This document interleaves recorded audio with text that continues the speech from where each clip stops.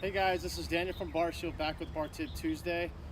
This week we're going to talk about some of the rubber plates that companies and manufacturers make. So I have a 10-pound Rogue HD plate and a 15-pound HD plate from Rogue Fitness, which is one of the more popular training plates and bumper plates out there in the market. So kind of what I want to cover today is specifically about the 10. And then also with the 15, with this type of plate, it's more of an economical choice, so it's not going to break the bank, so you don't have to buy a bunch of competition plates or super nice plates that are going to be dropped over and over and over again. So this one specifically has a stainless steel insert right here.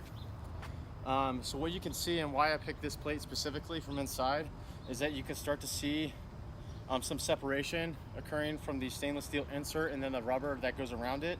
And then you also there's a few different cracks right here. So you have one right here and here.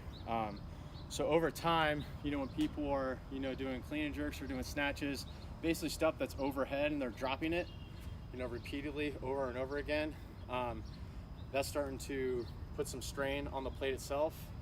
And it's going to result in that stainless steel insert starting to move around and loosening up, as well as the cracking around.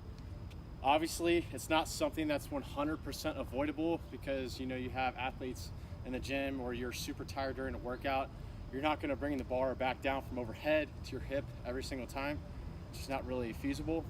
But we can try to minimize that. So by doing that, we can bring the bar back down to your hip, especially with the 10s. If you just have 10s on the side and that's it. Obviously, if you have more of a loaded bar, so you have two 10s, you have a 15 and a 10, you have a 25 and a 10, and so on and so forth, that's different because the weight's being distributed when that drop is occurring. So the second example is just with the 15-pound plate. There's no cracks in this one, just because you have a little bit more of a width than the 10-pound plate. But you do see the insert starting to loosen up. Okay, again, it's just from that repeated dropping from overhead.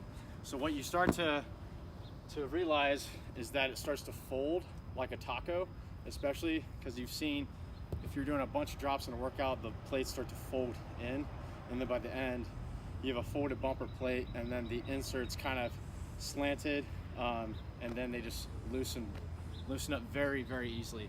So just to kind of sum it up, obviously not 100% avoidable. Try to load the bar properly, and also try to bring the bar back down to your hip or even your belly button area if at all possible.